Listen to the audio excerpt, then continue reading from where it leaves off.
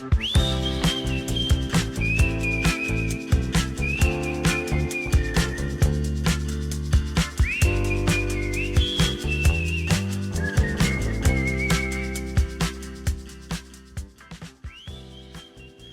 to Calibrate Conversations, a podcast about embracing God's standard for sexuality. I'm your host, Brady Cohn. I'm so glad that you joined us this week.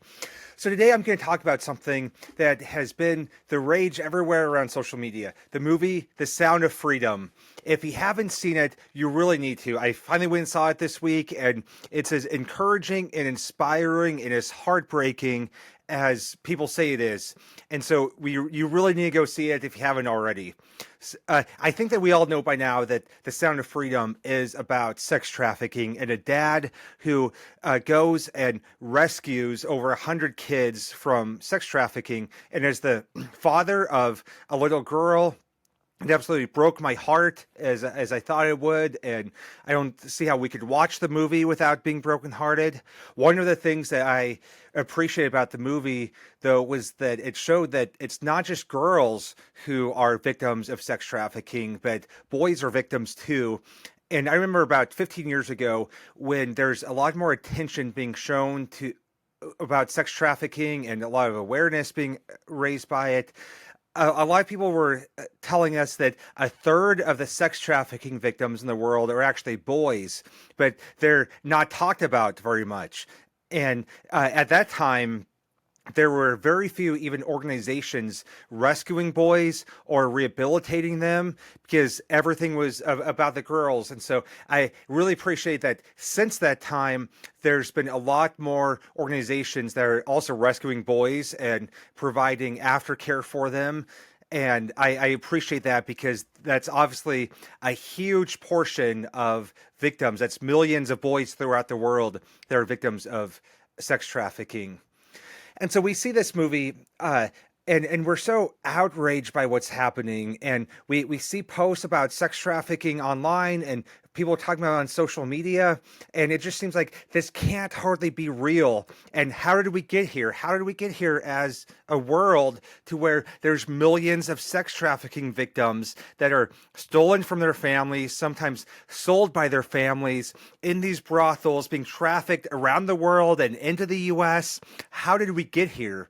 Well, I want to share with you guys a verse that explains how we got here. Ephesians 4, starting in verse 17. So I tell you this, and insist on it in the Lord, that you must no longer live as the Gentiles do in the futility of their thinking. They are darkened in their understanding and separated from the life of God because of the ignorance that is in them due to the hardening of their hearts. Having lost all sensitivity, they have given themselves over to sensuality so as to indulge in every kind of impurity, and they are full of greed. That, however, is not the way of life you learned when you heard about Christ and were taught in him in accordance with the truth that is in Jesus.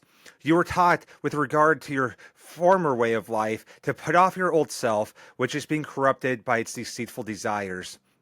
To be made new in the attitude of your minds, and to put on the new self, created to be like God in true righteousness and holiness. And so that really sums it up, is like as we go through this passage and the Apostle Paul is telling the Ephesians what not to be, he's saying not to be like the rest of the world. They have darkened their understanding and they've separated from the life of God. They have ignorance and they have a hardening of their hearts. It says they've lost all sensitivity. So their consciences have been seared and they've lost sensitivity of their consciences. They've given themselves over to sensuality. So obviously all kinds of sexual desire, and they indulge in it. And that's the road that we've gone down. That's the road that our world is living in. That's the state our world is living in right now. They're corrupted and they've given themselves over to sensuality. But I want to be clear on a couple things today. And one is that this isn't just a problem for the world out there. This is a problem in the church. And I'm going to read some statistics on pornography, and I think it's so startling every time we hear these statistics. And I want to read these statistics and talk about pornography because the sex trafficking industry is so connected to the pornography industry. It's connected in a couple of ways. One is connected because so much of pornography is made from sex trafficking victims. And so the pornography industry is directly feeding the need for sex trafficking because they use those victims to make pornography. And secondly, pornography is what is helping to darken people's hearts, to sear their consciences. If people are on this progression, they don't just initially set out to be a pedophile who pays for a little girl in a brothel. It starts with a thought. It starts with lust. It starts with, lusting after a woman, and then they turn to pornography, and the pornography has to get more and more extreme as they're more and more desensitized to it. And then they start acting out with sex and having sex with women, and then it has to get more and more extreme, and eventually they go down this road of walking into a brothel and paying for sex from a little girl. That is the road that people go down, and pornography plays a vital role in that road that gets people to that place. And statistics show, I got these from the organization Covenant Eyes, statistics show that 28,000 people are watching pornography every second of the day. So imagine that right now, as you listen to this, there's 28,000 people watching pornography. That's just mind-numbing, and it's such a sad and dark reality. And so we should maybe just take a second to stop and pray for those people. Pray for the darkness that's happening. 1 in 5 mobile searches, so searches on your cell phone, are for pornography. Think about how many Google searches are done in a day. It's like I do like 100 Google searches on my phone in a day. And overall, 1 in 5 searches on people's phones are for pornography. And so that's just staggering. 88% of scenes in porn films contain physical aggression, and 49% of scenes contain verbal aggression. And so what we see in pornography really helps desensitize guys and sometimes women against the horrific nature of aggression and violence within sex. It desensitizes them. It makes them want it. It gives them it allows that desire to grow in their minds as their hearts are now more and more darkened. The next statistic, 90% of teens and 96% of young adults are either encouraging, accepting, or neutral when they talk about pornography with their friends. So over 90% of teens and young adults don't see any problem with pornography.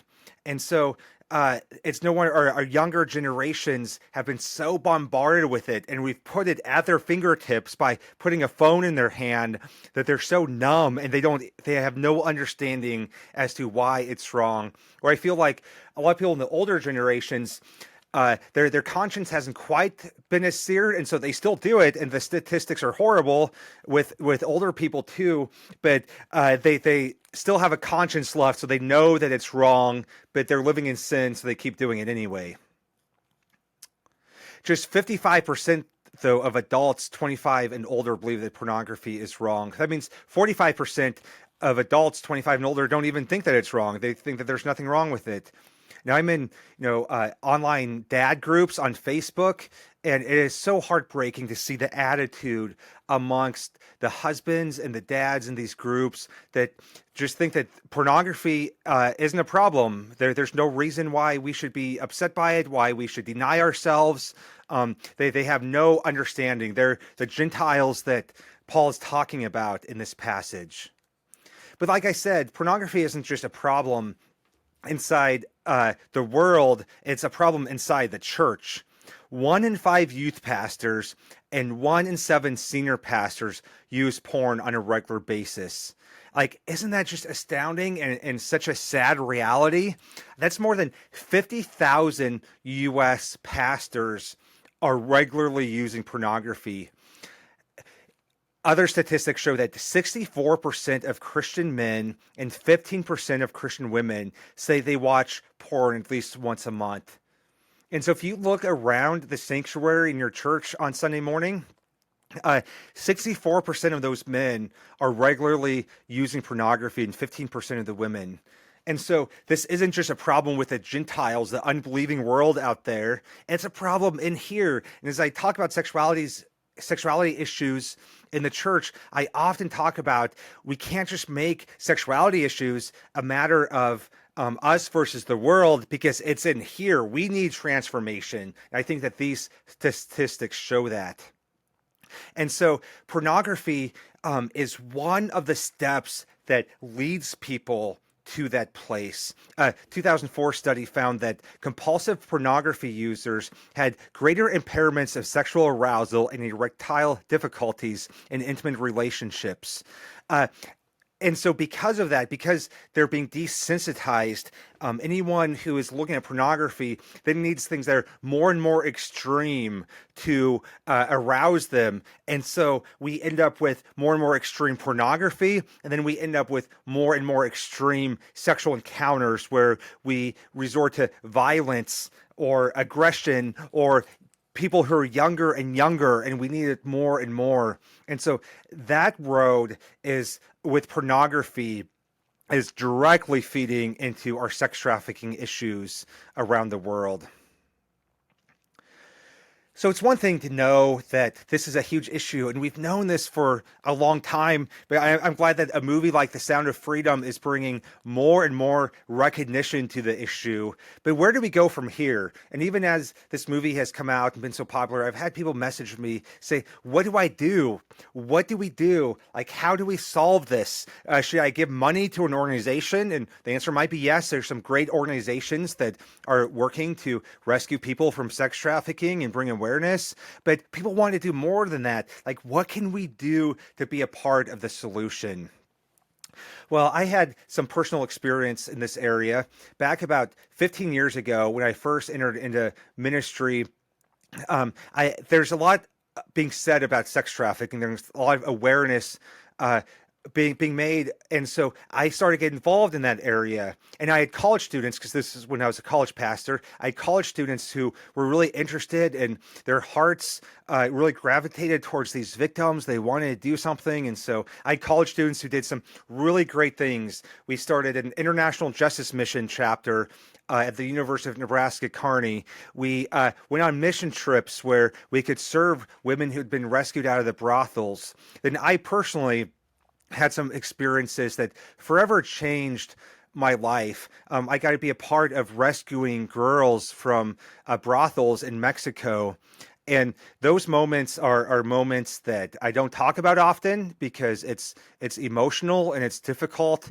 And I saw things that I wish that I never had to see, that I can never unsee. And it breaks my heart to this day to even think about some of these little girls that were these victims that I had to see and experience. But one of the things I saw that really gave me a different perspective was that when I was in Mexico, and we're in this neighborhood where that was just filled with brothels, where you could pay $100 to go and be with a 7-year-old girl, and it was just happening everywhere. But I observed that most of the customers coming in and out of these brothels were American men. And it just that broke my heart, and it made me angry that American men are going across the border because it's easier, it's cheaper, there's fewer consequences, there's less of a chance you're going to get caught. And as I looked into these men, my heart actually broke for them, because I knew that none of these men set out to be pedophiles. They didn't set out to live a life in which they would walk into a brothel in Mexico to pay to be with a little girl. It started with this progression of lust and pornography, and then all kinds of sex that had to get more and more extreme. And to satisfy their urges, they needed girls who were younger and younger. And now here they are in Mexico paying for sex with a 7-year-old girl. And another experience that really changed my perspective was back in Nebraska during this time. Was a situation where in a small town, a mom was arrested for prostituting out her 7-year-old and her 14-year-old daughters, which is just horrific to think that any parent would do that.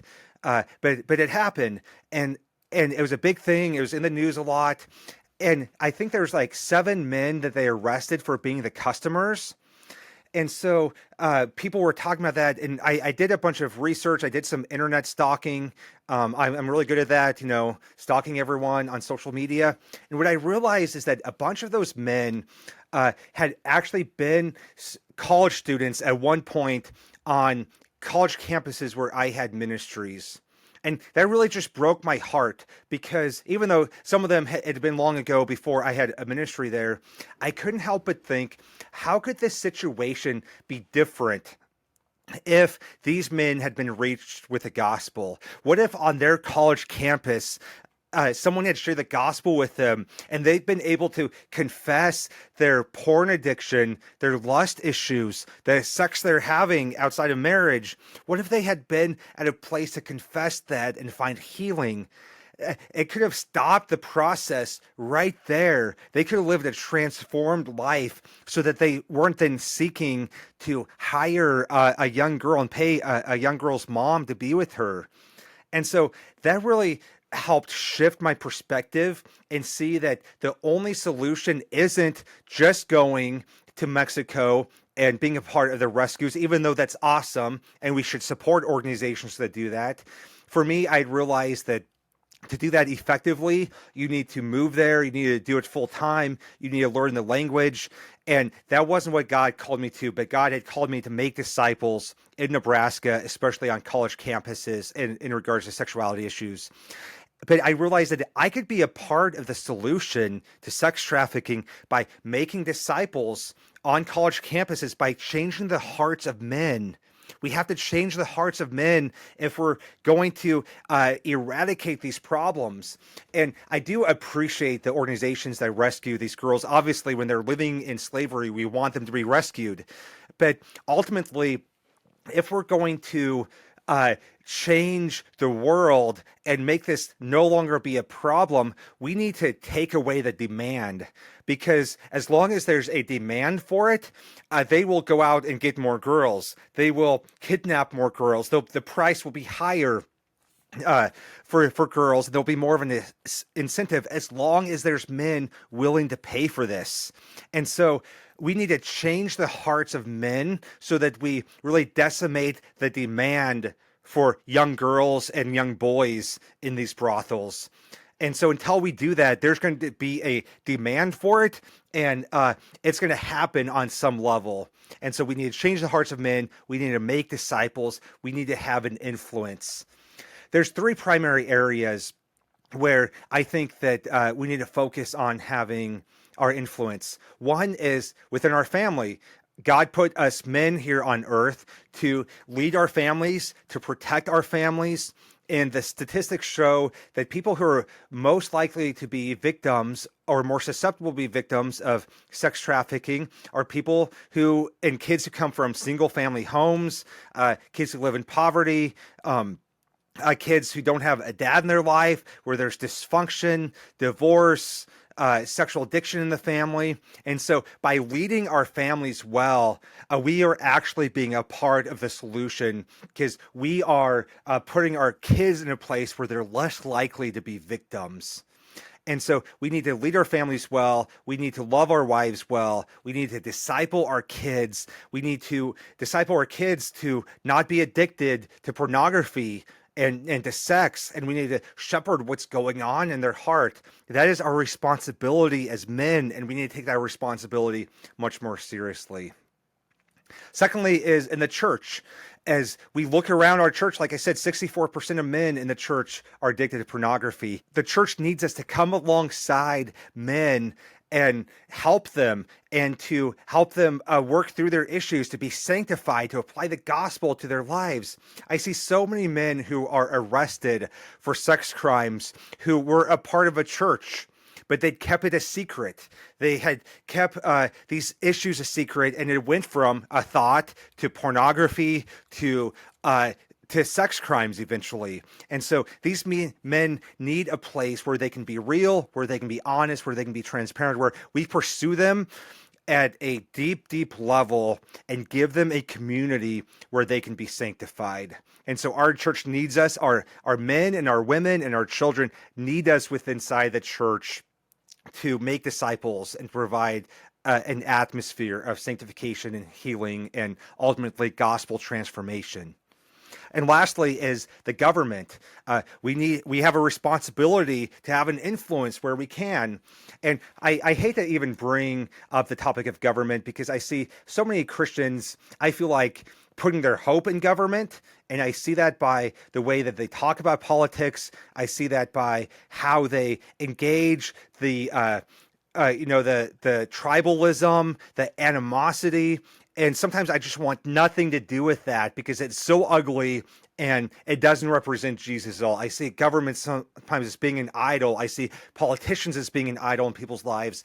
But when we're in a healthy place in relationship with government, we don't have to idolize after it, but we have a responsibility to make our government something that's going to protect kids and lead to human flourishing. And so we should be helping pass policies that lead to human flourishing and protect kids. And some of what's being passed in some more liberal states is doing the opposite of that. We see bills being passed that are taking kids away from their families so they can be given gender-affirming care and gender transitions. We see policies being passed that are making people more reliant on the government and living in poverty. And we need to be passing laws that protect kids, that protect families. We need to be vigilant about what's going on. We need to understand that politics is one part of the solution, that being involved with politics and making the right choices does not replace making disciples in our community. It doesn't replace leading our families, but it is one part of the responsibility that we have. And some of that is we have to look at the choices we're making politically. You know, when I talk about people whose hearts have been hardened, I see that so much in the area of politics. And you don't have to look around social media far to see that, to see people who are so angry and we're so desperate for power that we'll give anything for that power. In the last few years, we've seen many Christians supporting a certain politician who has spent years partnering with the porn industry, where he spent years partying at the Playboy Mansion, where Hugh Hefner was one of his best friends, and he would have affairs with some of the Playboy models. This politician has profited off the porn industry. He even has been recorded bragging about grabbing women by the pussy, which is such a horrible statement to utter. But I see Christians supporting this politician, and I think that this certain politician obviously has a heart that's been hardened, and the fact that Christians would support this man I think goes to show that our hearts have been hardened and we don't see things clearly, and we don't see the influence that pornography has had on us, and we don't see the influence that affairs and family dysfunction and divorces and all the things that this politician has had in his life really has on us. And so I think we need to repent of the standards that we've set and how we've engaged with politics, where we've made about how I can have power and not how we can have the best influence. And so we need to really evaluate how we engage with politics and the policies we fight for, what we fight for, and who we tap to fight for them. I think as I talk about this of, the solution being making disciples, I think that people get frustrated by that because we want to do something that feels like we are directly impacting this area.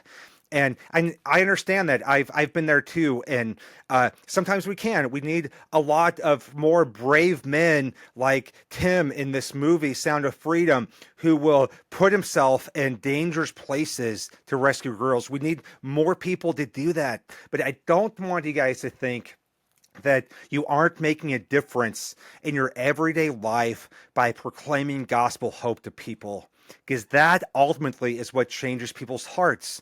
Sex trafficking is a sexuality issue because it's caused by believing a lie and putting our sexuality in the wrong place in our life, by letting our heart be darkened. And as I talk a lot about Romans 1 on this podcast, about they exchange the truth about God for a lie and worship creation rather than the creator, that's sex trafficking right there.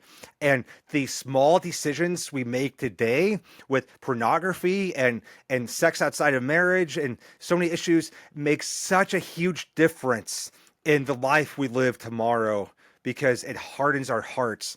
And so we can make a difference. We can be part of the solution.